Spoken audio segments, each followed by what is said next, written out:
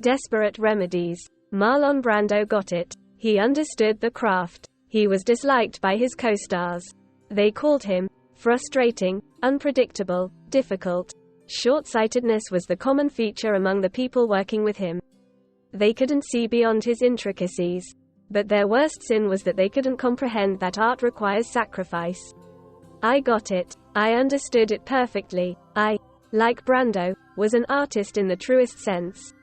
I, like Brando, would be misunderstood at first, but it would not matter in the end. The thing is, Brando never even thought about doing what I was about to do. No one did. There will be questions. People will wonder, expect foul play, make up various scenarios. Police will investigate and they will quickly figure out that it was me who replaced the prop with a real gun. They will arrest me, sooner or later, and I won't resist. But the people, oh, the people will love me, I thought. They would say that it was the most brilliant, the most beautiful show there was. That it wasn't just a show. That it was a revolution. That I, like Brando, was the pioneer of the show business. That I will be the next big thing. But it will take time. I knew that. In my mind, I saw the headlines. Broadway actor shoots his co-star. Real gun at the Broadway show leads to tragic death. Madness or dedication, murder on Broadway. I could already see hundreds of titles, each article digging deeper into reasons why. I imagined everyone wondering and discussing my mental state. Someone would get me. Someone would understand that what I've done was not an outburst. That I paved the way to something new. An absolute form of entertainment requiring total, undeniable dedication. I would be compared to people shooting their abusers in court. The people would understand that. The people would not only forgive, but praise me. I would be sentenced to parole on the grounds of the crime being justified. The court would say that the killing was lawful. That the positive societal impact outweighs the murder I committed. I was standing off stage, thinking and looking at the drops of my sweat soaking into the cracked wooden floor. I felt pats on my back. Heard the empty praises coming from people who despised me. It must have been similar for Brando, I thought in that moment. To hear the cheers and bravos from the cast after the perfect take, only to watch them give him the same vile glances and whisper behind his back the next day. That was absolutely perfect, buddy. I heard the voice from behind my back. It was Brett. You sure are ready for the big night tomorrow, he said and grabbed my shoulder. His face tense in fake smile. I've never been more ready in my whole life, I said, grinning. I saw that his smile dropped and at the sight of my gums. They were rotten. I did that just for this show. I let myself go just for that role. I gained weight. I stopped brushing my teeth. I became filth. I became the husband that wife would not want, but need to cheat on. Brett was the lead. In an otherwise cliché scene, I was supposed to barge into my apartment and find him with my wife. I was supposed to shoot him in the belly, but I told the director that it'd be better to go straight for the head.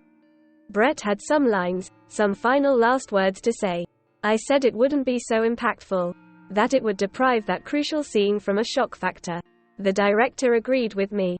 People would later recall how I was the one to suggest that change. That I was human, after all, and I didn't want Brett to suffer unnecessarily.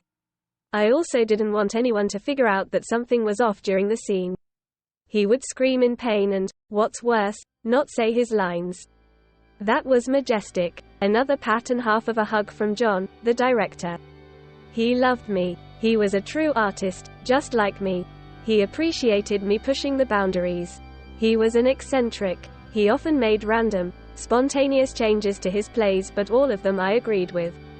He loved when I improvised too. During the opening night of one of the shows I was supposed to mark the punch, but I hit the member of the cast for real.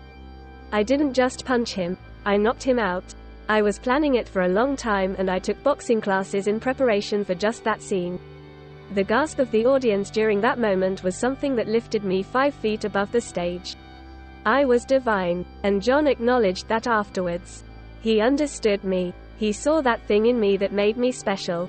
I was special. I was liberated from the norms and constraints of everyday people. Art has set me free. I always pushed it further and further. There was one show where my character was supposed to throw acid on another. I suggested that we should use the real thing instead of water, but John rebuffed me, and treated the whole thing as a joke. It was a mistake. I should have never told him about it. I should have just done it, like I did with the punch. I made my way through the backstage and exited the theater. I stood by the door and lit a cigarette. I absorbed all the noises that suddenly hit my ears. Car honks, sound of people walking by, hiss of steam from a cracked pipe. I opened my eyes and saw nothing but the billboard promoting tomorrow's play. My face was in the bottom left corner, round and plump with reddened cheeks, double chin and no jawline. Brett's was in the center. It was the $1 million face. The face of a man born to fame. Single stroke of thick hair falling onto his sky blue eyes. High cheekbones and jawline so sharp it could cut through paper. He looked like a star and already acted like one. Shame, I thought. I inhaled the last puff and threw the cigarette into the drain. I didn't bother looking at the third face on the bottom right side of the poster. It was the face of a woman playing my wife, so talentless it physically hurt to watch. I spit on the ground and made my way down the street. It was buzzing with life. People walked in different rhythms, chatted in different languages, laughed, admired, soaked into the New York's entertainment epicenter. I turned left and entered the 7-Eleven. The cold breeze coming from the AC above the doors hit my face like an ocean breeze. I stood there for a while, breathing in the synthetic air, before approaching the counter. 2 packs of Marlboro Reds, I said, and froze at the sight of the cashier. She was a cute 20-something blonde, chewing gum. Her pupils widened at the sight of me. Her shoulders tensed. I was admiring her neck and pale, milky skin. I wanted to bite it. She knew that and turned around, reached for the middle shelf to grab my cigarettes. I scanned her top down. She turned towards me again and glanced at my eyes. She quickly moved them to the cash register and furrowed her eyebrows. Her jaw tensed. I could see her collapsing into herself. I stopped licking my mouth and told her I would pay with cash. I put it on the counter and held my hand a little bit too long to see what she'd do. She waited until I raised it and quickly took the notes. I extended my hand, but she placed the change on the counter. I grinned to myself. I loved that part. I didn't see you before, I said, drilling my eyes into hers and smiling with my mouth closed to hide the teeth. I just started, she responded with an impatient tone to it. How do you like it so far? It's a job. Oh, come on. You must love saying that you work on Broadway, huh? Can I get you anything else? She finally snapped. How about your number? Would you like to have coffee sometimes? Sir, she started, and I immediately realized how much additional weight and lack of self-care has aged me. I was probably as old as she was. I have a boyfriend, and if you don't mind, I have some items to restock. Okay, I get it, I said, reaching into my pocket. How about you and your boyfriend come to tomorrow's show? On me. They hand out 2 of these for leads and I don't have anyone to give it to either way, so I placed 2 tickets on the counter and pushed them in her direction. And that was that. I was waiting for that moment. I envisioned it all the time when I was alone. The moment of confusion, the look of disappointment in making up her fake boyfriend. How she regretted dodging me like that. How she was about to say that it's not that serious and here's my number, and how about we grab that coffee right now? I have a break in 5, you know what? Actually it's way past 6, how about we grab some drinks? Even better, let's take them to your place. No. Thank you. Excuse me, she said and walked away to the back room. I got out of the store and counted to 10. I remember the fingernails digging inside the palm of my hands. The pain of the jaw I clenched so hard at the thought that I'm not there yet. That I deprived myself from the focus I needed to go through with the plan for a moment of pleasure. Pleasure. Good one. More like embarrassment. But there's freedom in that. That sweet aftertaste in being humiliated and rejected. The realization that revenge is on the horizon because you not only know what you are destined to be but also have a clear-cut plan and determination to go through with it. The next day we made 2 more rehearsals. Jack was uneasy. He was all over the place. It wasn't unusual, but there was something about him that made the cast tense. He would walk onto the stage, in the middle of the scene, to fix the curtains. To move the vase on the table slightly to the left. He would walk back 5 minutes later to move it to the right again. We could hear him shouting at the lights guy and throwing different things around. He went on behaving like that until we finally made it to the final show. He calmed down once he heard the first laughs and gasps of the viewers, all of them occurring when I was on stage. My performance so far was immaculate. It was pristine. It was flawless. I was making history. Every single line, every single movement would be analyzed throughout history. Right before the final act, I went backstage to the prop room and switched the guns. I bought the real one weeks ago. Perfect, if not slightly heavier, copy. I loaded the magazine, made sure that the bullet is in the chamber and safety is off, so that all I needed to do was pull the trigger at the right time. I made it easy for myself. I didn't want any hiccups. I went outside to have a quick smoke. I was calm. I was collected. I was ready to kill Brett. I looked at my hands and saw them being steady until I heard the loud bang behind me. It was Jack who slammed the doors open. He ran towards me and grabbed me by the collar. I know.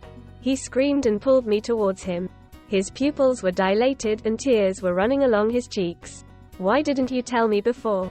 Tell you what, I said through my teeth. That it's the most overused scene there is. He screamed again and shook me. Everybody does that. Everybody. Oh, how could I be so stupid? He cried out, kneeled down and hid his face in his hands. I could hear him weep. The doors slammed again and I could see Brett rushing towards us. He didn't even look at me. Jack, what the hell is going on? It's all a big nothing. This whole thing. What? The ending. What about it? Everybody does that. Everybody. He stopped crying and threw himself onto Brett.